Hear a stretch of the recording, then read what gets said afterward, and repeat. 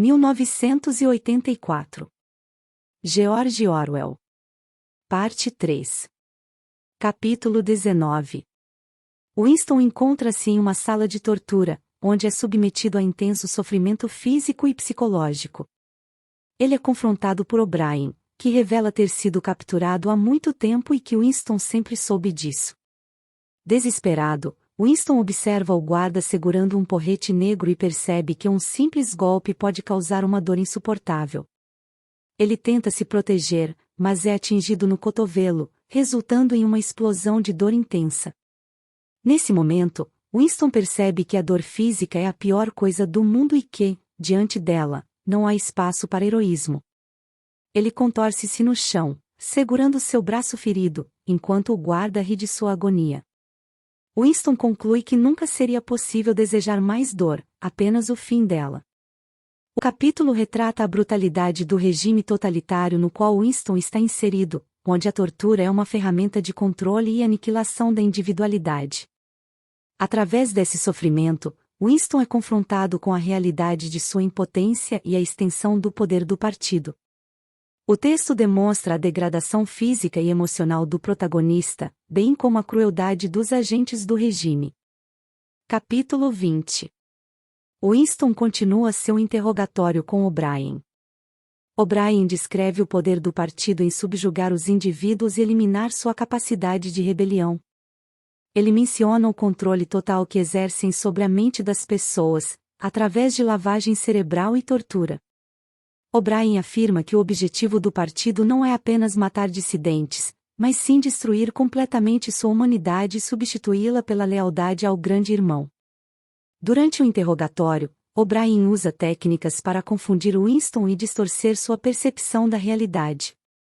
Ele faz perguntas sobre a guerra em andamento e manipula a mente de Winston para acreditar em informações falsas. Winston também descobre que Julia o traiu e se rendeu completamente ao partido. Por fim, Winston questiona sobre o conteúdo do quarto 101, um lugar temido por todos. O'Brien evita responder diretamente, mas deixa claro que é um local conhecido por todos e que desperta medo profundo nas pessoas. A sessão termina com Winston sendo sedado e caindo em um sono profundo. Assim, fica evidente o poder do partido em controlar a mente das pessoas, sua capacidade de manipulação e repressão, bem como a extensão do sofrimento e da submissão a que os dissidentes são submetidos. Capítulo 21. Winston está em um estado físico e emocional debilitado, após ter sido submetido a torturas e lavagem cerebral pelo partido.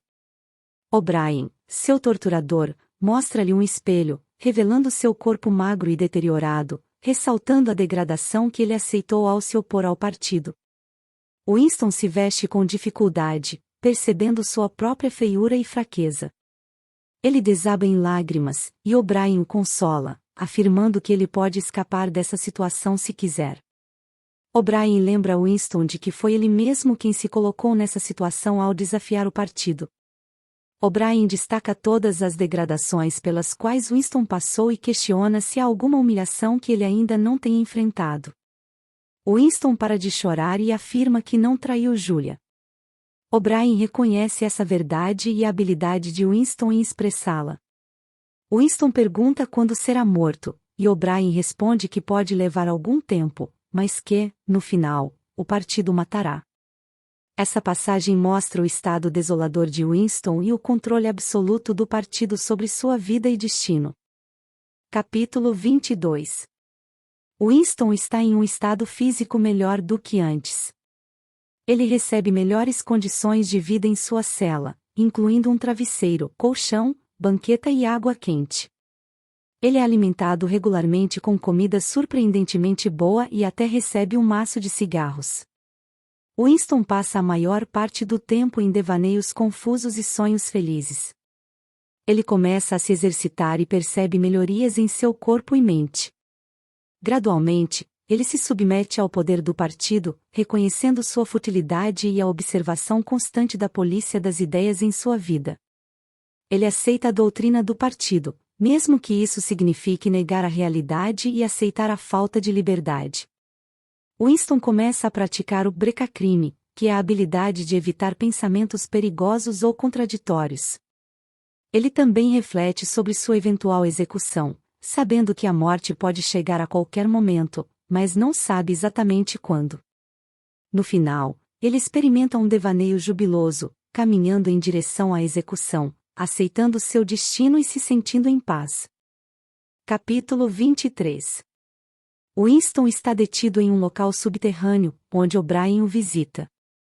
O'Brien revela que a pior coisa do mundo varia para cada pessoa, e para Winston, essa coisa é ratos. O'Brien mostra uma gaiola com ratos famintos e explica como eles atacam e devoram suas vítimas. Winston entra em pânico, tentando se libertar, mas está imobilizado. No momento crítico, Winston tem a ideia de transferir seu suplício para outra pessoa e implora a O'Brien para colocar Julia no seu lugar. Ele grita desesperadamente enquanto a máscara dos ratos se aproxima de seu rosto. De repente, Winston é sugado para longe, caindo através de diferentes camadas da realidade, longe dos ratos, mas O'Brien permanece ao seu lado. Ele ainda sente o frio do arame em seu rosto, mas percebe que a porta da gaiola foi travada, não aberta. Neste capítulo, vemos o uso da tortura psicológica como forma de controle do partido sobre seus prisioneiros, explorando os medos mais profundos de cada indivíduo. Winston é confrontado com seu maior medo, os ratos, e enfrenta a escolha entre seu próprio sofrimento ou o sacrifício de outra pessoa. Essa cena demonstra o poder do partido em manipular e subjugar até mesmo a resistência mais forte. Capítulo 24. Winston Smith está em um café, onde observa uma teletela enquanto aguarda um importante comunicado. Ele se distrai com suas memórias e reflexões. Recorda-se de um momento feliz com sua mãe antes de seu desaparecimento, porém, reconhece essa lembrança como falsa. Ele tenta se concentrar em um jogo de xadrez, mas é interrompido por um toque de clarim, indicando a chegada do comunicado esperado. O comunicado anuncia uma grande vitória militar do partido governante, com a conquista de territórios e prisioneiros. A notícia se espalha rapidamente e as pessoas comemoram nas ruas. Winston, embora inicialmente cético, é tomado por um sentimento de euforia e acredita ter alcançado uma transformação pessoal. Ele olha para o retrato do grande irmão, líder do partido, e sente um amor fervoroso por ele. No final do capítulo, Winston está de volta ao Ministério do Amor, onde se sente perdoado e tem a sensação de estar confessando e comprometendo a todos. Ele associa essa sensação à luz do sol, mas também percebe a presença de um guarda armado atrás dele. As lágrimas escorrem por seu rosto, mas ele acredita ter alcançado uma vitória sobre si mesmo e declara seu amor pelo grande irmão. Retrata-se a manipulação e o controle exercidos pelo partido no mundo distópico em que Winston vive. Apesar de suas dúvidas e questionamentos, ele é levado a um estado de submissão e adoração ao líder do regime. Conclusão. Em 1984, George Orwell apresenta uma visão sombria e perturbadora de um futuro distópico dominado por um regime totalitário. A conclusão do livro deixa claro que a luta pela liberdade e pela preservação da individualidade é uma batalha árdua e aparentemente sem esperança. Winston Smith, o protagonista, experimenta uma transformação complexa ao longo da história. Ele se rebela contra o sistema opressor, busca a verdade e encontra amor e conexão humana em meio à repressão. No entanto, no desenrolar dos acontecimentos, Winston é capturado pelo partido e submetido a um processo de lavagem cerebral que o leva a renunciar às suas crenças e a amar o grande irmão. Essa conclusão é profundamente desoladora, pois mostra que o poder do partido é absoluto, capaz de dominar até mesmo a mente e os sentimentos de um indivíduo. A mensagem central do livro é que a busca pela verdade, pela liberdade e pela preservação da individualidade é uma batalha contra forças opressivas e que, muitas vezes, pode ser perdida. Ao terminar a leitura de 1984, somos confrontados com a inquietante percepção de que o controle e a manipulação governamental podem aniquilar a própria essência da humanidade. Orwell nos alerta sobre os perigos do autoritarismo, da vigilância constante e da supressão da liberdade de pensamento, chamando-nos à reflexão sobre a importância de preservar os direitos individuais e a autonomia pessoal. 1984 permanece como um livro poderoso e pertinente, um alerta para as ameaças à liberdade e aos direitos humanos, e nos convida a resistir à tirania e a valorizar os ideais de liberdade e democracia.